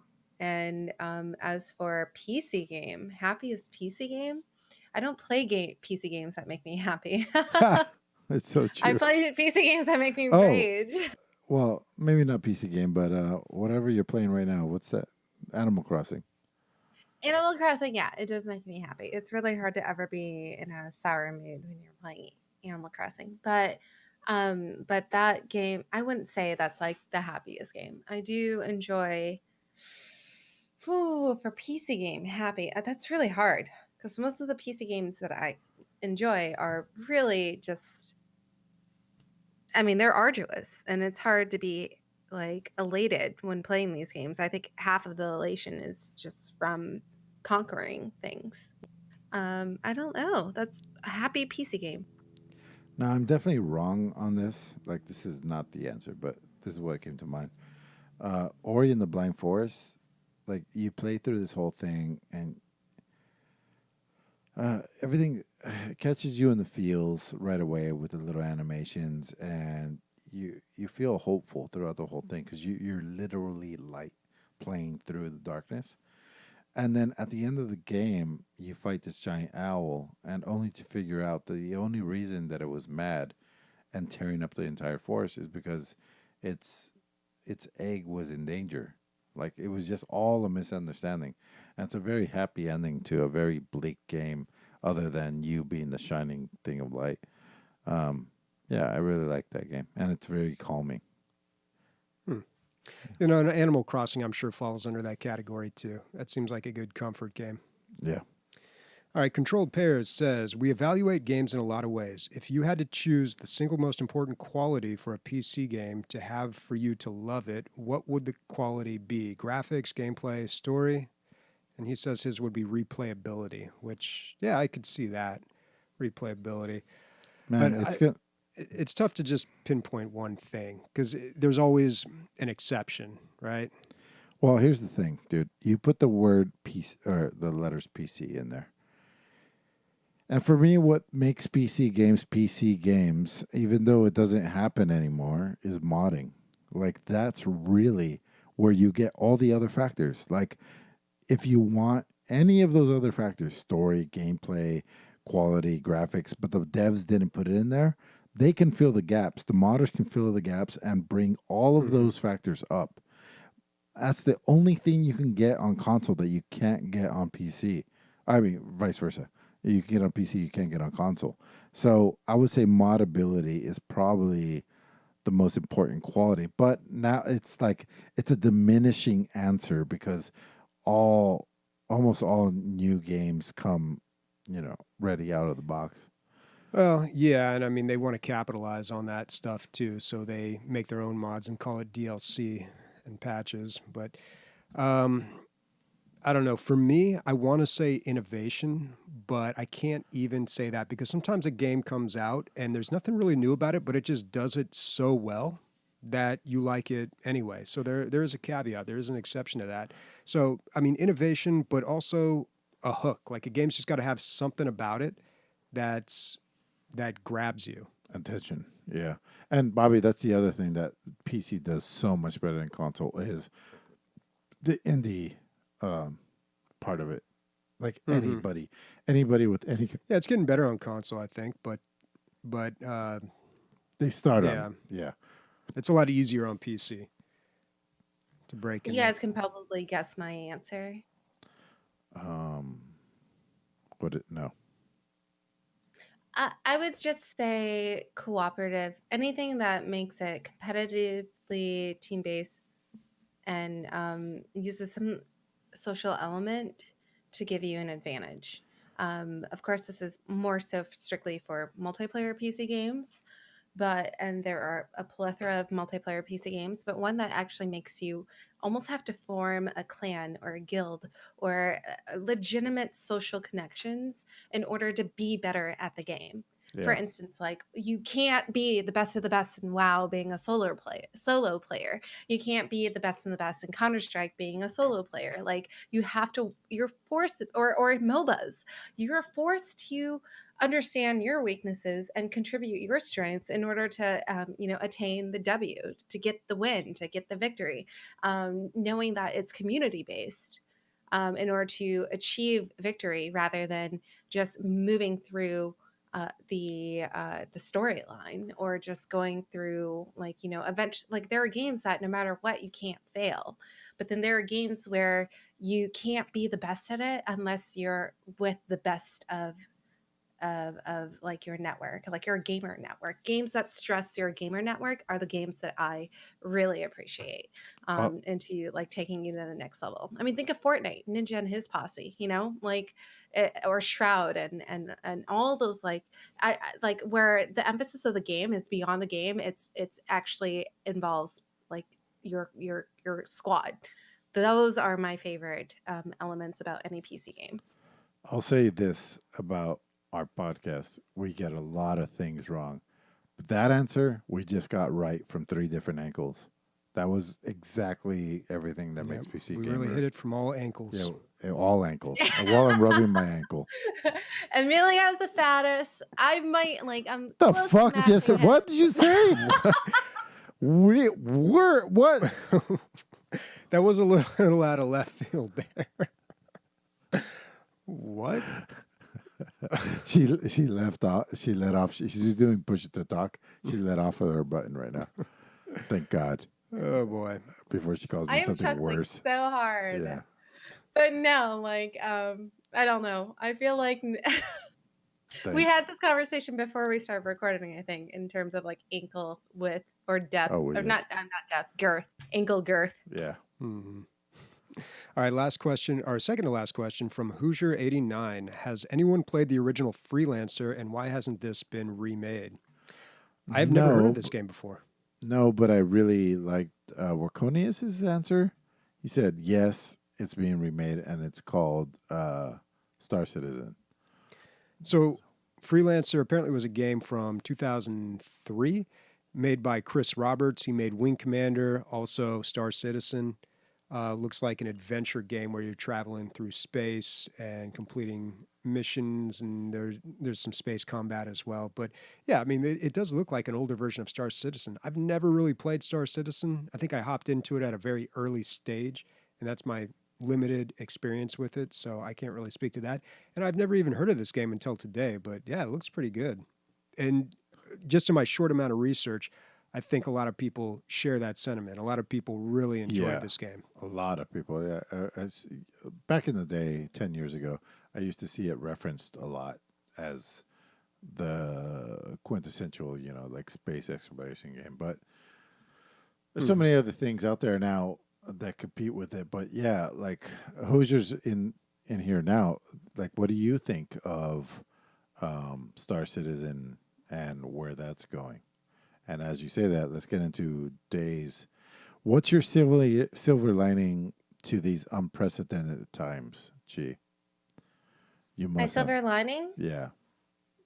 Video games. Yeah. And the fact that, like, I think everything about my life perpetually goes to shit. So that was no surprise that the state of the nation and everything else, it's like the life is hard and it'll hit you hard and everything else. And of course, it's ups, downs, and everything in between. Um, I think we're all affected in some shape or form by coronavirus. I myself, I'm remote here, and I think it's a daily mental battle with It's mostly because you're a the dirty state of everything. bartender and we can't have you around us. It's not necessarily just from work. I'm also Asian American, and like my entire world has changed. But at the same time, I have a whole nother world to cater to. I have my video games. I have my passions outside of the work I was doing. I can't forget that I was doing bartending and that kind of work because I had other passions, set up for myself. So if anything, this is like a very unpaid vacation, but it's also a chance for me to just embrace everything else I was too busy for, because I I have no excuse now to be too busy for anything. I can actually pay attention to what I am doing, and that's my silver lining. That I can appreciate that everyone I know and love is healthy, and like I'm the one that everyone else has to worry about, and I'm grateful for that because I don't have because so many other people who are affected by COVID, I'm so happy to know that they're going to be okay, and I'm going to be okay, and we're all going to be okay, because and none of us are in this alone. I think the silver lining is yes, my video games, but the community behind it and everyone that I know that is like regrouping because of this, or overcoming the challenges that come with this. Yeah, for sure. Bobby? What you- Well, obviously video games, but God, I think are we the luckiest demographic? yeah, I mean it works pretty well for that. But video games and movies, although I'm not really watching as many movies as I Because thought. video I would games be. are way better, dude. And I think you're rediscovering that. I'm just saying that. I don't know. Come Movies are on. great too. Come on. But Did you not quarantine with your girlfriend? I'm confused. no, I go over there quite often. He quarantines his girlfriend almost nightly. I mean, I go over there for a while, then I come back to my place. I do travel back and forth, but Yeah, I'm you not don't really need her exposed. after you quarantine her, dude. I'm not really being exposed to that much during traveling back and forth. But Yeah. I think the silver lining for all of us coming out of this is I think there's just going to be a lot more awareness about hygiene and just germs. And I talked a little bit about this after the episode or after we stopped recording last week, but I think a lot of people were just not a lot of people practice like a lot of that hygiene Basic stuff. Yeah, like basic stuff. Like You're looking like, at him. like what we should all be doing is like washing our hands a little more frequently, And I think after this, even when I don't know how this ends, right? Like I don't know when somebody comes out and says, "All right, guys, it's all over. We're good. We can all go back to normal." There's a guy, though. Yeah, I mean, There's a guy and who's he's gonna getting it ready. He's got, Yeah. hopefully he doesn't die. Yeah, it's going to be Punxsutawney Phil. He's going to not see his shadow. We're going to be good for the next 6 months, man. But then even when that happens, people are still going to be like, I know he said it was okay. The guy said it was okay, but I still feel better if I have a whole lot of toilet paper and keep washing my hands. Like I just feel like going forward, things are going to be different. Yeah, there's going to be a global cultural shift. There has to be. This affected everybody, Yeah. so something's going to change. Some things are going to change, hopefully. Hopefully for the better. My silver lining, I mean, it's not the silver lining, but it's a silver lining. Nature's like jumping back, even within a couple of weeks. There's been some like thought to be extinct animals walking through town. There was like a civet that was walking through town that hadn't been seen from the 90s and was thought but nobody's walking around, What's a civet? It's kind of like, it's like a How do you even spell that? With a C? Civet? Yeah. It's what makes that super... Civet cat? There you go. Yeah, one of Okay. those. Oh, Yeah, they're really cute. Well, that's Yeah. an interesting looking cat. It's like a honey badger, hyena, cat fox. Yeah, yes, gee, all of the above. And there's a picture. No, there's video of like a troop. I would say, I don't know what they're called, a pride of mountain lions walking through Boulder, Colorado, and it's just Did like you see the meme? just a where week, Bigfoot just a week got of the people. award for #1 social distancer? No, who was it? And she's gone. Okay. Who was it? No, Bigfoot. Oh, Bigfoot. That's funny. Gee, go up. Or I mean, Bobby, Oh, go sorry. up. I thought Yeah, I that's said it. Bigfoot, That's but the I super didn't. rare one that nobody's seen since the 90s. It was on the extinct list. And It it's a does very happen. short Animals video. do come out. I mean, where I work, when we close down for the summer, and I'm still there for a few more weeks, all the wildlife comes in: squirrels, snakes. We get raccoons sometimes, not bald eagles, but we get lots of different types of birds. Like they all just flood in when everybody's gone. It's crazy. Yeah.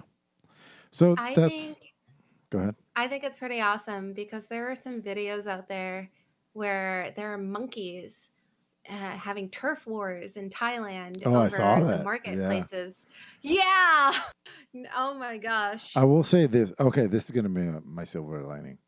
I walk my dog almost every day, and it's a lonely world out there. Like people don't go to the park. There are like softball games, and they take the whole thing over, or there's like one or two people. I have seen families walking as a unit for the first time in my life, other than Halloween night. Mom, dad, kid, maybe grandma, walking in units, walking around my neighborhood. Like, and they avoid each other. So if two are on the same side, one will jump to the other side. And you have these family units moving as I've never seen it before, ever. I live in the burbs. Never seen anything like this except for Halloween night. And now it's happening because people are going stir crazy being in their house. Yeah. And they got to get their steps in.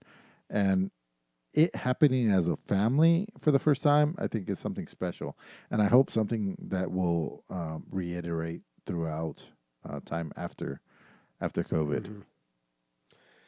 Yeah, I remember the last time we had a major power outage. It was probably about 10 years ago, but people would just walk out of their house and look at each other like they didn't know what to do. Yeah.